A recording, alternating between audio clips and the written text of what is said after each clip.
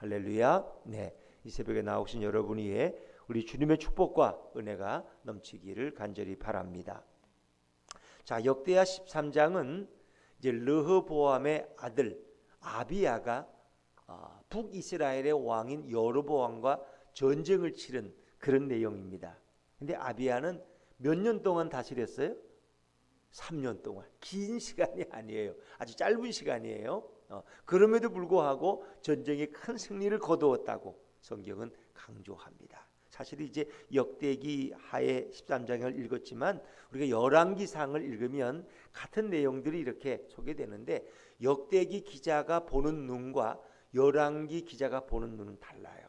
그래서 열왕기 기자는 이 아비야에 대해서, 아비야는 이스라엘의 4대 왕이에요. 1대가 사울이고 2대가 누구예요? 다윗이고 3대가 르호보암이고 4대가 아비야예요. 르호보암. 근데 아비야에 대해서 사실은 이제 그렇게 좋은 평가를 안 줘요. 열왕기서에서는, 열왕기상에서. 그런데 역대기 기자의 관점에서는 아비야를 굉장히 훌륭한 왕으로 이렇게 평가합니다. 그리고 비록 3년을 다스렸지만 그는 이스라엘의, 이 유다에 큰 승리를 준 그런 왕으로 평가하고 있다는 것입니다. 그러니까 역대기 기자는 어떤 면에 더 관점을 가지고 있느냐?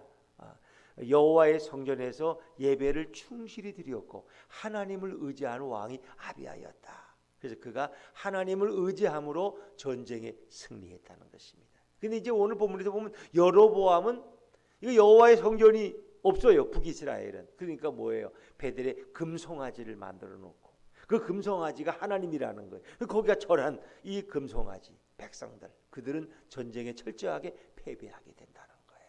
그래서 이 전쟁의 승패는 누구에게 달려있다? 여호와께 달려있다. 오늘날로 말하면 예수님께 전쟁의 승패가 달려있다는 거예요. 군사가 많다고 승리하는 게 아니에요. 여러분 뭐 읽어보셨지만은 여로보암의 군대의 숫자가 모두 몇 명이에요? 80만 명. 근데 아비야, 남왕국 유다가 이끌고 나간 군사의 숫자는 몇만이에요? 40만 명. 절반밖에 안 되는 거예요. 근데 어떻게 40만 명이 80만 명을 이길 수 있을까? 전쟁을 승리케 하신 분은 여호와 하나님이시기 때문에. 바로 예수께서 우리 인생의 승리를 주시는 분이에요. 이 전쟁의 모든 주도권은 하나님이 가지고 계신다는 거예요. 그래서 우리가 인생의 싸움 속에서도 내가 가진 많은 것이 소유가 우리를 승리케 하는 것이 아니라 예수님이 나와 함께 하실 때, 예수가 함께 계시니 시험이 오나 겁없네. 그 대장 되신 예수님이 우리를 다스릴 때 우리는 인생의 승리자가 될 수 있는 줄로 믿습니다. 자, 이제 오늘 성경은 그것을 우리에게 말씀하고 있다는 거죠. 자, 우리 1절, 2절, 3절 말씀 읽었지만 한 번 더 읽어볼게요. 1절, 2절, 3절을 이어서 다시 1절 시작. 여로보암 왕 18째 해에 아비야가 유다의 왕이 되고 예루살렘에서 3년 동안 다스리니라. 그의 어머니의 이름은 미가야요 기브아 사람 우리엘의 딸이더라. 아비야가 여로보암과 더불어 싸울새 아비야는 싸움에 용감한 군사 40만 명을 택하여 싸움을 준비하였고 여로보암은 큰 용사 80만 명을 택하여 그와 대진한지라. 그러니까 남북이 처음으로 전쟁을 치르는 거예요.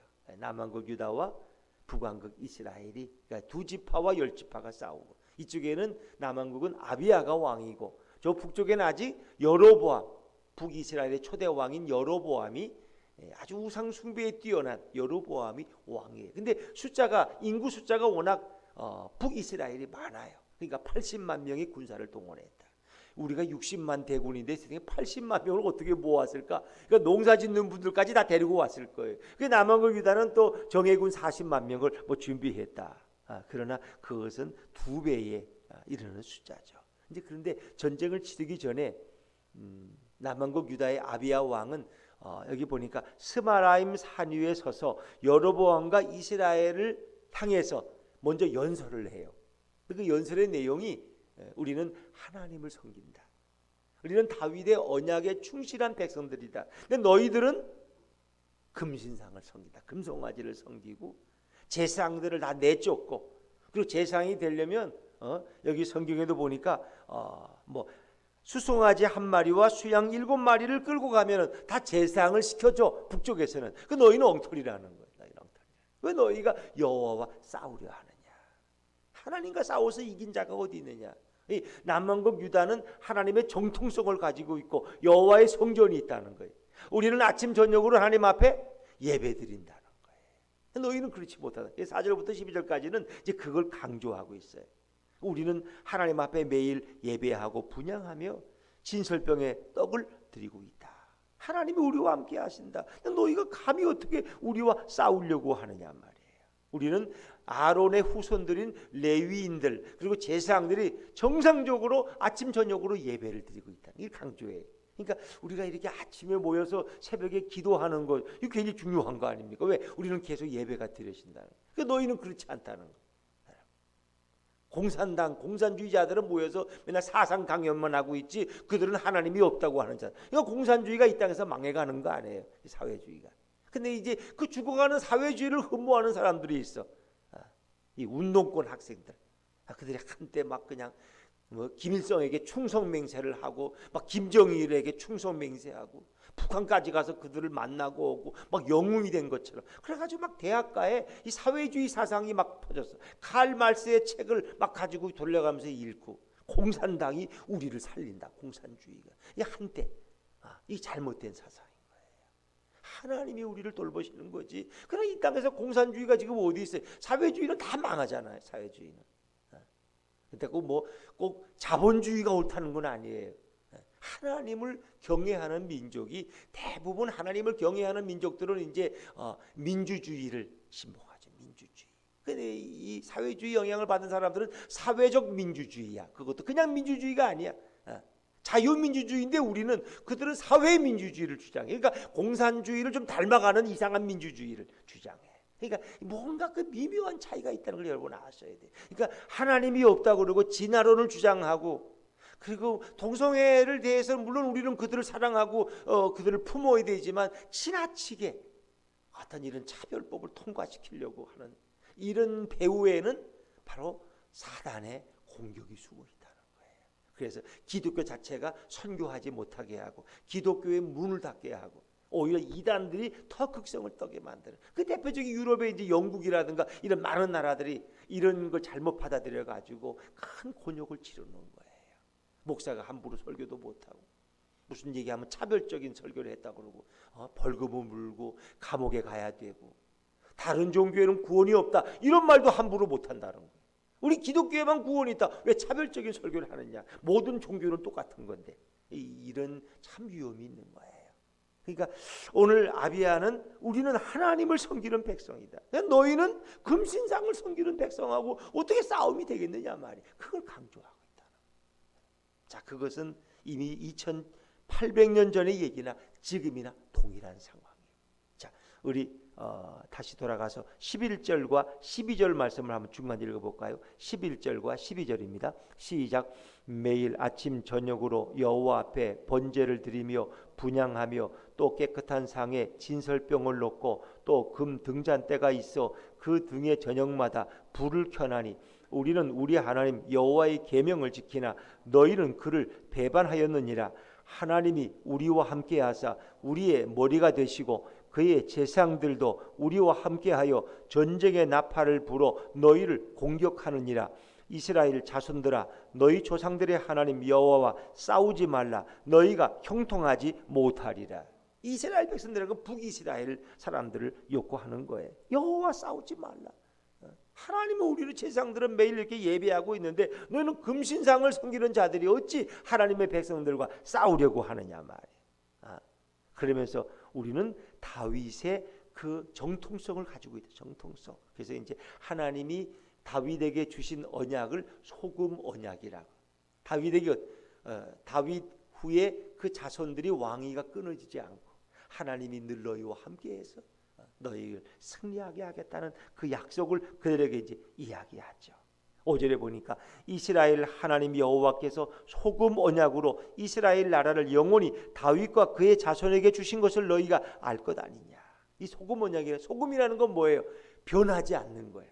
부패하지 않는 거예요. 그러니까 하나님이 다윗에게 주신 약속은 변하지 않는다는 거예요. 변질되지 않는다. 그러니까 하나님이 우리 다윗 왕의 편이고 남왕국 유다 편이라는 거예요.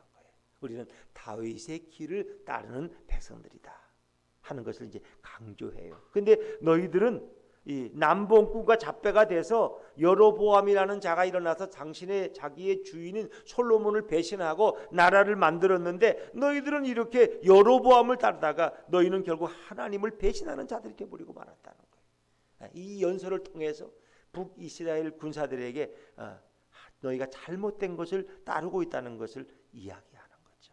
그래서 우리는 하나님이 우리와 함께하지만 너희는 금신상과 함께하고 있다는 거예요. 자, 이거 한번 읽어볼까요? 8절입니다. 8절 한번 읽어보자. 8절 시작. 이제 너희가 또 다윗 자손의 손으로 다스리는 여호와의 나라를 대적하려 하는도다. 너희는 큰 무리요 또 여로보암이 너희를 위하여 신으로 만든 금송아지들이 너희와 함께 있도다. 이 놀라운 사실. 우리는 하나님이 우리와 함께하지만 너희는 금송아지가 함께 있어. 금송아지. 아니 무슨 김정은이 이름만 부르면 김정은이가 승리를 줘요? 자기 몸도 비둔해가지고 비뚱비뚱하고 다니는데, 근데 김정은이가 뭐 우리를 마치 해방시킬 것처럼 이렇게 어리석은 말하는 사람들이 있어. 참 비참한 인생들이에요. 하나님을 알지 못하기 때문에 그런 거예요. 그래서 오늘 아비야는 당당하게 말, 하나님이 우리와 함께 하시는데 금신상이 함께한 너희가 어찌 우리를 이길 수 있느냐. 이거예요. 분명한 거예요. 하나님이 함께 하신다. 하나님이 우리 편이시라. 하나님이 우리를 도우신다. 그 얘기를 바꿔 말하면 예수님이 나와 함께 하신다는 거예요. 예수님이 함께하는 그 성도가 오늘도 인생의 승리자가 될 줄로 믿습니다. 너희들은 제사장들도 함부로 막 세워서 아론의 자손들은 다 쫓아내버리고 수송아지 한 마리하고 순양 7마리만 끌고 오면은 다 돈을 받고 그냥 제사장을 남발해서 그들이 무슨 금송아지 제사장이 됐느냐 말이야. 그 다 엉터리라는 거예요. 너희는 우리와 싸우지 말라는. 자, 이제 그렇게 연설을 하는데 워낙 북이스라엘이 여로보암 군대가 80만 명이니까 너는 연설해라. 그러면서 이제 앞뒤로 복병을 놓은 거예요. 이 숫자가 워낙 많으니까 복병으로 기습을 하려고 완전히 유다 백성들을 포위했어. 자, 그런데 그런 상황에서도 하나님이 역사하시고 예수님이 역사하시니까 큰 승리를 주시는데, 이제 그 과정을 한번 보세요. 자, 13절 14절 같이 읽죠. 시작. 여로보암이 유다의 뒤를 둘러 복병하였으므로 그 앞에는 이스라엘 사람들이 있고 그 뒤에는 복병이 있는지라. 유다 사람이 뒤를 돌아보고 자기 앞뒤에 적병으로 말미암아 여호와께 부르짖고 제사장들은 나팔을 부니라. 이 중요한 사실이에요. 완전히 포위돼 버렸어요. 복병 앞뒤로. 이제 그걸 깨달은 유다 사람들은, 유다 백성들은 어떻게 했어요? 여호와께 부르짖었다는 거예요. 하나님 앞에 기도했다. 근데 솔로몬의 그 성전 봉헌 기도에 보면 어떤 게 있어요? 우리가 전쟁에 패했을 때 성전을 향하여 기도하면 우리를 도와달라는 그런 기도가 있어요. 그러니까 이들은 그대로 그냥 하나님 앞에 부르짖는 거예요.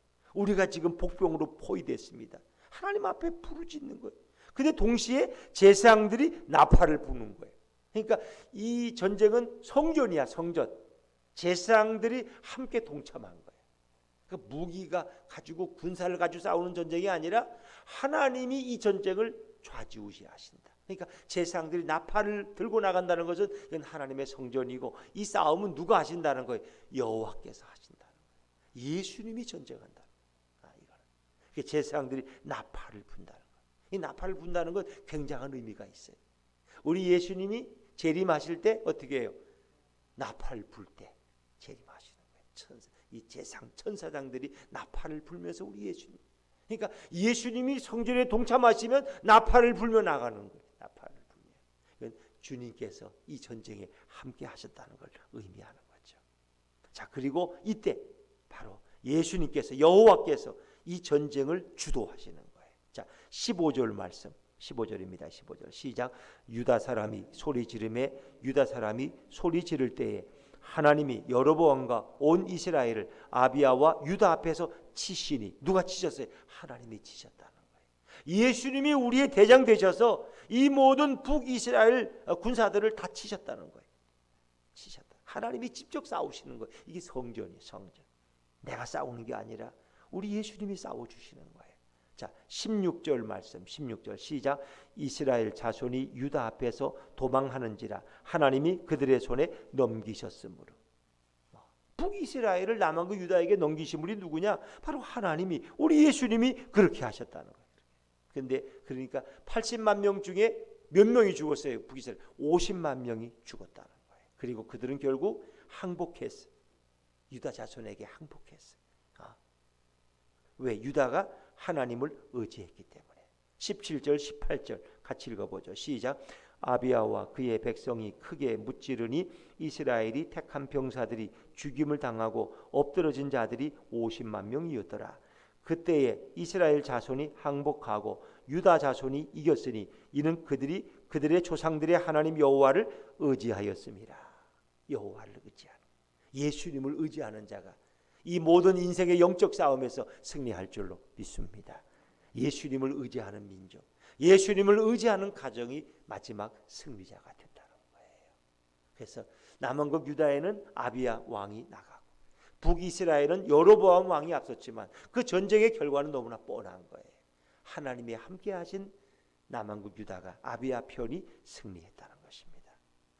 그래서 아비야가 여로보암을 쫓아가서 그 북이스라엘의 많은 성읍을 무찌르고 그리고 그것을 다 차지했어요. 그래서 결국 성경은 뭐라고 말합니까? 20절 21절 말씀 한번 잘 읽어보시죠. 20절 21절입니다. 시작.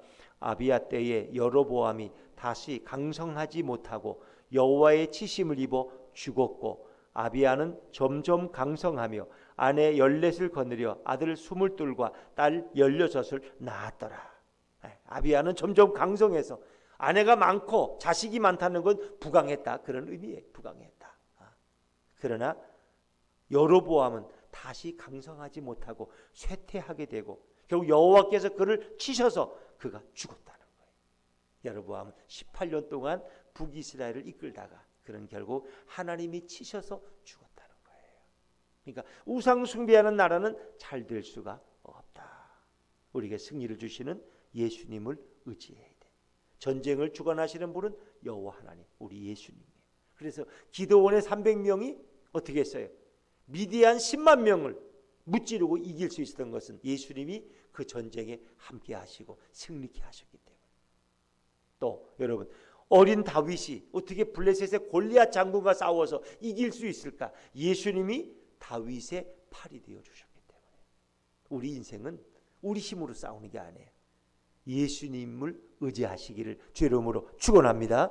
예수님이 우리 가정에 함께하고 예수님이 우리 사업체에 함께하고 예수님이 내 심령의 주인 되실 때 거기에 승리가 있고 기쁨이 있는 거예요. 그리고 마지막 우리의 영원한 승리는 예수님이 천사들의 나팔소리와 함께 재림하실 때 우리는 완전한 승리를 이룰 줄로 믿습니다. 그걸 말씀하고 있는 거예요.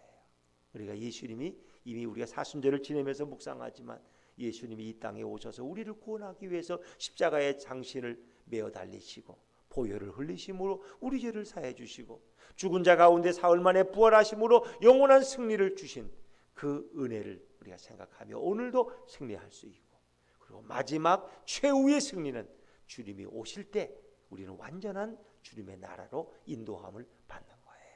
오늘도 그 주님을 의지하며 주님을 찬양하며 예수님과 동행하는 복된 하루 되시기를 주 이름으로 축원합니다.